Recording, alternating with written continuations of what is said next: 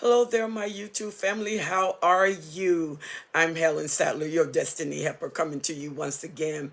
Thank you so much for my new subscribers. And for those of you who've already subscribed, Geechee77, thank you so much for that wonderful topic that we did live.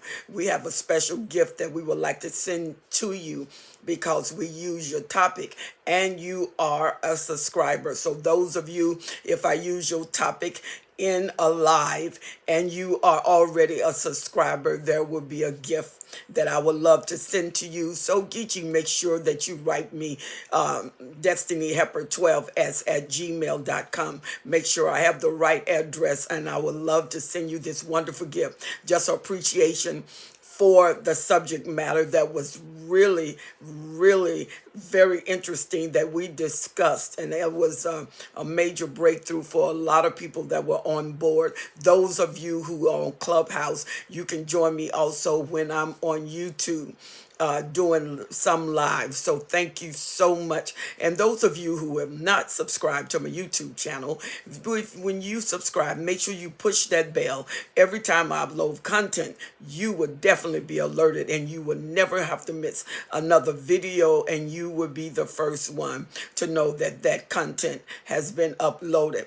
Now I want to talk to you about a subject matter. It's a very serious subject matter. And of course, this will only be part one because the subject is so extensive.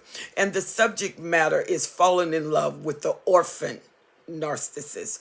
Falling in love with an orphan narcissist. We know that an orphan is someone who have lost parents, or their parents gave them up, or they were rejected or abandoned by their parents, and they have been released to an institution called an orphanage. And sometimes you have state institution, you have private institution, and you have private elaborate institutions where the parents take their child because they don't want to change their lifestyle, or their lifestyle is just too busy and they think they cannot give the child what they need. So they take them to an elaborate institution and they allow caretakers to take care of them. Or you may have state orphanage that are reared by a Catholic church where the nuns and the priests take care of the children. Well, when you have a narcissist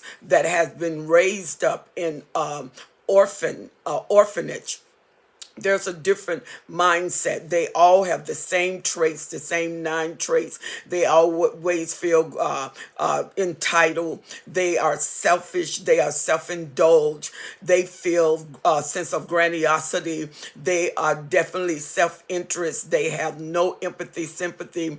They have no capacity to love, but they crave love. Many of you have fallen in love with an orphan a narcissist, and some orphan narcissists actually had parents, but they were so neglected or abandoned within the home, or they were the scapegoat, and you fell in love with that narcissist, and the narcissist is orphan minded. An orphan minded child is a child that feel like they were rejected, they feel like they weren't cared for, and if they were raised in an institution, institutions sometimes have so many children until they just take care of their needs, and sometimes they can barely take care of their needs. So they make sure their education, their clothing, they make sure they get food, but the social skill, the intellectual stimulus that they need, and the love and the caring is not there because you got a whole entourage of children and you're just trying to make it in these institutions. And so most of these children that are raised in institution learn to survive, and most of them have been so severely neglected until they're psychologically traumatized, emotionally traumatized, and they go within themselves, to hide within themselves to protect themselves from a lot of sexual trauma. psychological trauma, abandonment issues, rejection issues, and they crave that affection. And a lot of times they go without real touch. And so they try to amend these touches with one another. Not all children that was raised in the orphanage went inside themselves. And some of them had traumatic uprearing, but they were able to balance things out. And empaths also were raised in orphanage, and they were able to still love, still care. Where the narcissists, because narcissists are not made, they are born. They are not born, I'm sorry. They are made. Incidences in life, traumas in life, or a person who made them the golden child, where the parent did all the decision making process. They have them. They didn't hold them accountable to anything. They overprotect them. They didn't allow them to use their own desires. So they became whatever the parent want to please them. So they denied themselves to become what the parent want, and then an inward hatred stimulated them to in their growth. And so they grew obeying their parents. They grew doing what the parent want, getting the system of reward, but hating it at the same time, because they never lived their life. They were never free. They was always in bondage. Well, when you have an orphan always feel that there's no sense of family. So when you got a narcissist that is an orphan and has an orphan mindset, even if they was raised in a home of neglect, abandonment, and tremendous abuse, whether it was sexually, physically, or just psychologically, the abuse is abuse, and they were traumatized. And many of these children need trauma specialists to go in and help them to recover and to recuperate from such extreme incident. But a lot of children, they don't get that. They never got therapy, and they raised up to become adults. And with becoming adults, they feel like they have to protect themselves. And a lot of children that feel like they protect themselves, they get into crime, and they have no sense. They become sociopaths, psychopath, and so they have no sense of responsibility, and they are very high risk takers. They have no sense of family, so they can't connect with a relationship. They can't connect with a person. They crave the love that they never got. They crave the hugs that they never got, and then when they get them, they punish the people for giving it to them because of narcissism. And then when a narcissist grow up as an orphan, it doesn't matter how you try to bond with them. It's hard to bond with a narcissist anyway. But can you imagine a narcissist that has with it the orphan spirit? It's really, really hard to bond. And you will find that when they have children, there is this systemic hatred that a child is born, because anything that take their place and cause them to remember their childhood, they hate. And so when the orphan child have children, the children usually go in tremendous abuse, psychological abuse, tremendous devaluation. They strip them of their personality, strip them of their character, because they're locked in the place where they were most traumatized. And whether it was sexually, psychologically, physiologically, abandonment, rejection issues. And so and you got to remember, the brain is a social organ. And so your brain needs that bonding. You needed it from the time you were a child. And a baby that's growing inside the mother, look for the bonding of the mother. And once they grow inside of that mother for 9 months and everything break off, that is trauma to the child. The child cries out because it's crying out to be touched, to be felt, to be nourished, to be taken care of. And none of that happened. Well, the narcissist that grows up with that orphan spirit grows up with nobody taking care of them. They feel like everybody abandoned them. Even if it didn't happen, they didn't get all the social needs met. They didn't get the bonding that they need, but they had food, they had clothing, they had shelter. They see none of that. They see the abandonment because they didn't have the parent, and because the parent was there. Now the narcissist is filled with hatred. and the narcissist crave a sense of family. And a lot of times the orphan narcissist will go after the single parent or an already made family to enter that family, but they torture the family. They want family, and then when they get family, they go into harass, they go into torture that family. And when the wife get pregnant or the supply get pregnant, they get so angry because they feel that the abandonment issues that they suffer as a child themselves is reoccurring because they are stuck as that child. They have an adult body, they have a brain that grew with their age, but they did not psychologically grow out of their bondage, grow out of their trauma. So they still locked in their trauma places. And you are trying to love a person that is locked in a trauma place. You are trying to love a woman or love a man that didn't go past their trauma. And their trauma may be 6 years old. Their trauma may be 5 years old. Their trauma may be when they were a teenager and things happen and they end up in an orphanage. They was abandoned or they was so violated and traumatized until the state took them away from their parents and put them in an orphanage where they could be taken care of and secure. And this child grows up with a sense of wanting a family. So a lot of times when you get the orphan narcissist, they oftentimes look for family. They look for already made family. There are narcissists, they key in on single parents because they want that family. But when they go into that family, they make that family pay for everything they did not get. They make that family pay for everything they did not receive, the love and the touch that they did not get. Now they come in with the harassment and the torture and the devaluation. They're always screaming that any accomplishment that that child has, they would never acknowledge it. And then the orphan child was never stable. You know, they're not stable in their emotions, even though many of them lived in the orphanage until they were 16 to 18 years old, and the orphanage took care of them. But when they was 18, they gave them whatever they gave them, and they put them out or put them in school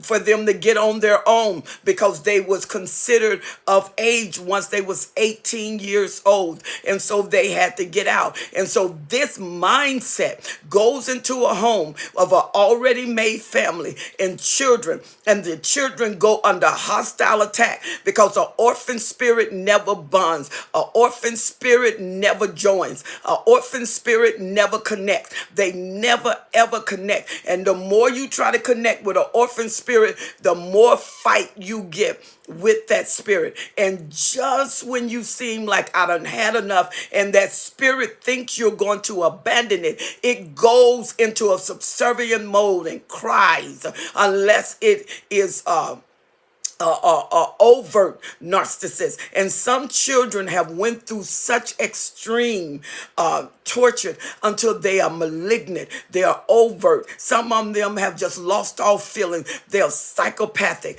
and all they can see is hurt. And the hurt that they do to others is what they believe was done to them. Their emotional captivity is released in the bondage of other people. So when you try to love a narcissist, first of all, you can tell because when you're dating them, there's a disconnect. Even though they're joining and they're love bombing, the orphan narcissist is different in their love bombing. They seem a little more antsy. They seem a little more, let's get it on.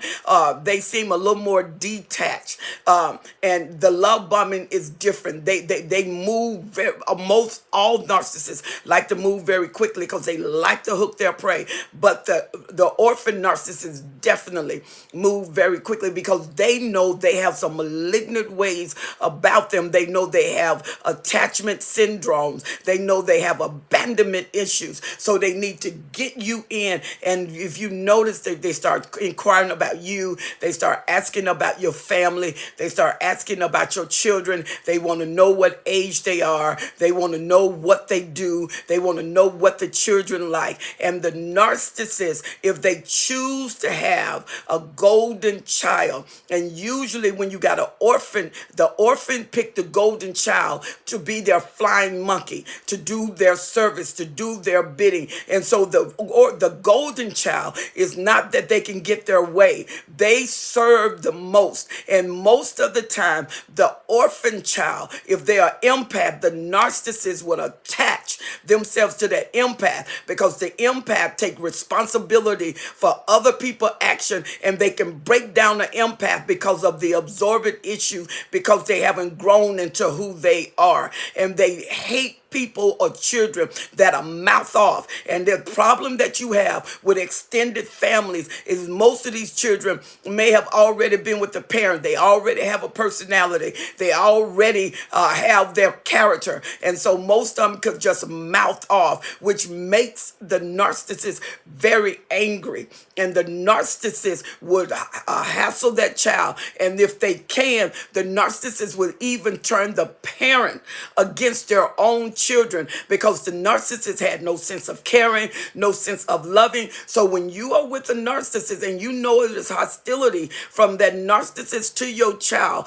you may be dealing with an orphan narcissist. Even though they was raised in the house, they was abandoned in the house, and they did not get the love, the care that they need, and they felt this abandonment issue, these rejection issues. And you can tell, because when the child try to bond with the narcissist, he always pushing them away. Or if you go to hug up on them, they always pushing you away. They really don't. And these orphan narcissists, they really don't like kissing. If you notice that you kiss on them, they really don't like it. They don't like kissing. You know, that sometimes an orphan narcissist will bow down if there's something they want, and they use a kiss to get it. But that is their abnormal. They do not like to kiss. They do not like to show an overage of affection. They like to hit what they want and move on, and they don't want to connect. You'll find them, they don't like to talk to the kids, and you're telling them to talk to the kids. They don't want to do homework with the kids. They don't want to go to the game with the kids.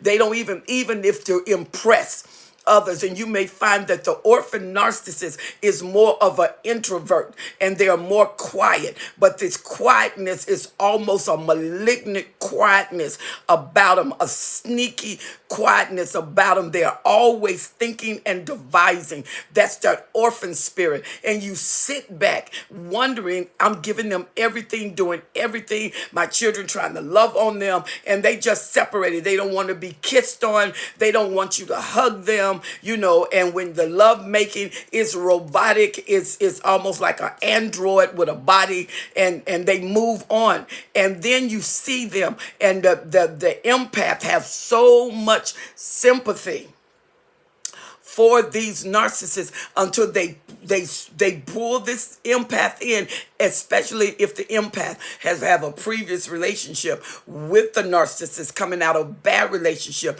and they have children, and they feel the responsibility, so they keep pulling in the pain, the hurt, and trying to rescue the narcissist within the house. And what the narcissist is a whirlwind, a hellion in the house. And most people with the narcissist that have an orphan spirit end up freeing themselves or losing their minds because the harassment that they receive. And most narcissists, unless they was in a privileged private orphanage that was given to those who was elite, then the narcissists have all of these problems, and many of them have social issues. They go on to be successful because they get a higher level of education. They got an opportunity to get more materialistic things, so they advance, but they're broken in their advance. They're broken in their business. They're malignant in their business. I mean, they would take risks. They would break contracts. They would violate violate covenant. They will do anything to get successful. And to be in business with them is to traumatize and to risk your entire business, because yes, they was privileged, but they still have that orphan spirit. And if you're with someone that came out of a privileged orphanage and you're with them, they get the best of things, they want the best of things, but you go through hell with it, just like those who were underprivileged, that went through the torment, that went through the pain, that went through the rejection, that went through the abandonment, that went through some narcissistic parents that didn't want their lifestyle to be hindered, so they turned them over to a orphanage or a boarding home, and the boarding home to that child was just like an orphanage, and when they come and visit, they were still neglected. And then those that never went to an orphanage, but they was neglected in the home, an orphan spirit attached to them, an orphan mindset attached to them. These people have problems bonding at work. They have problems joining with teams. They are not good with team building. They build teams. They have flying monkeys for themselves, but to work with a team, to join with a team, they don't do that. Every team they have is for their service only. They only have flying monkeys. So their team building is to build to make them look good. Everything points to them. And when they join a team, they come in and go up the rank through foul behavior and sociopathic mindset and personalities, and they dominate. They dominate. When you are dealing with an orphan spirit, most of them are malignant, and they are overt, because they have a dominant force, and they learn young to take care of myself. If I don't take care of myself, no one would take care of me. And they grow up as adults. They grow in relationships. The relationship grow toward the narcissist, and you can be with the narcissist for years, and for years the narcissist will tell you, I take care of myself, you do you and I do me, and you are trying to change that mindset. But they have a problem with connectivity. They have a problem with their social skills. They have a problem with family, even though they want family. And when you have kids, you find yourself having to protect the children from their own father, from their own mother, because they always see them through the eyes of past experience. They always see them through the eyes of their trauma, and they'll never connect with the kids like some narcissists may connect with their kids, and they'll connect with their kids to get what they want, where the narcissist that has an orphan spirit don't connect. They make demands. Most narcissists would groom you and love bomb you into what they want. The orphan spirit makes demands, because that's what they feel has happened to them. Everything was demanded from them. Everything was taken from them. Everything was required. They didn't have any choice. So that when they're dealing with abandonment issues, they feel like their choice was taken. So guess what? They take everyone's choice away. So they go through life demanding, and they live by fear. They live by terror. When you dealing with someone with an orphan spirit, they terrorize the house. They terrorize the job. They terrorize the relationship. They work by demand, and they work by terror, because they live by fear. All of this fear of not being loved, all of this fear of being abandoned, that the narcissists always feel that. And they feel, even though they're with the family and they're not connecting with the family, they feel that the family is going to abandon them at any moment. And this horrific emptiness comes, this terror comes over them. They are pushing the family away while they are trying to get the family to them. And the narcissists have an inability with that orphan spirit to join. And they will not allow anybody to attach to them. And they grow older and they grow old, still with the detachment syndrome. And so a lot of times when the supply comes in, the supply think that they can change the narcissist. You don't change the narcissist. The narcissist has to change himself. And in order for a narcissist to change, he has to look inside of himself to say something is wrong with me. How many times does that happen? I promise you, it's very rare. I've seen very few times that that's happened because the narcissist always see what's wrong with you. So if you are dealing with an orphan spirit that is a narcissist, that narcissist will never bond with you. They don't like to hug. They don't like to kiss. And when things get too intimate, they move. They're out. Children, family, job, anything gets too intimate, the narcissists disperse because they have a problem connecting, because they felt that connection break when they were younger. They felt that connection break when the parent took them to the orphanage, or when they felt that connection break in that home when they needed to be loved and there was no love. That's why the scapegoat a lot of times can turn into a narcissist or an empath, because the same people that are in orphanage, they can be empath. They can go to the total opposite spectrum and be just as caring and just as loving and just as giving from a similar experience. So note, those of you, when you are saying he cannot bond, she does not bond. When I touch her, why she cringe? We've been married for 10 years and we've kissed twice. That's what you say. They do not want to kiss. They do not want to hug. They do not want to bond. They do not want to cuddle. That orphan spirit.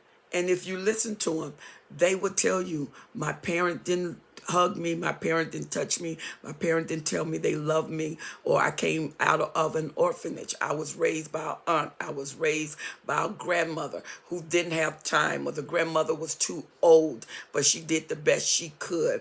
And they still felt abandoned. They still felt neglected. And there was no children around, so there was no social stimulation for them. And now they have a family because they always crave family. The narcissists always go after what they crave, and then once their appetite has been fulfilled and they have filled themselves with what they wanted, they turn around and punish them for giving them what they want, because that whole black hole is never satisfied. They are like an empty pit.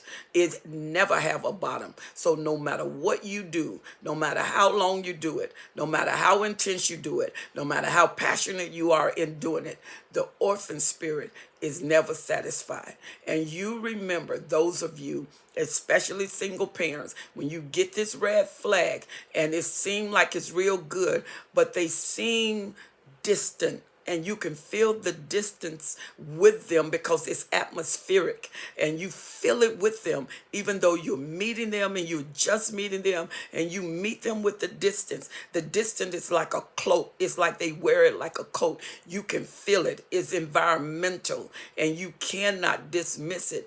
But often you do with cognitive dissonance. You dismiss it. You act as if it's not there because the other items and the other elements are working to pull you in to their pit. Well, I pray that this has answered questions. And this is an intense one. When you deal with the orphan narcissist, it's pretty intense. And those of you who are even dealing with your child, if you have an orphan narcissist, and we're going to deal with it, when your children may attach to a friend that may be a narcissist or an orphan narcissist, and they bring the friend into your home, what does that mean for you if your child connect with a friend that came out of the orphan mindset?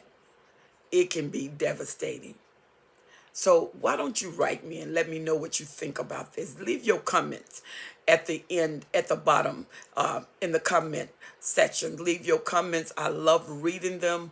Thank you so much for those of you who email me. Thank you. I really appreciate the comments. I really appreciate the encouragement. And I really, really, really just praise God for the fact that many of you say you are being liberated. You are being freed with information. And from some of you, for the first time, are finding out what you're dealing with. You're finally getting answers. And you know, once you get answers, you can settle into the strength, because strategy always come from the right information. Because you plan right, you can get things right. You can get the right directive with the right information. So write me, Destiny Helper 12s at gmail.com. I would love to hear from you. And once again, thank you for all of my subscribers. And those of you who want to become new subscribers, just subscribe and push that bell. And every time I upload new content, you will know about it. This has been an awesome time, and I love spending it with you.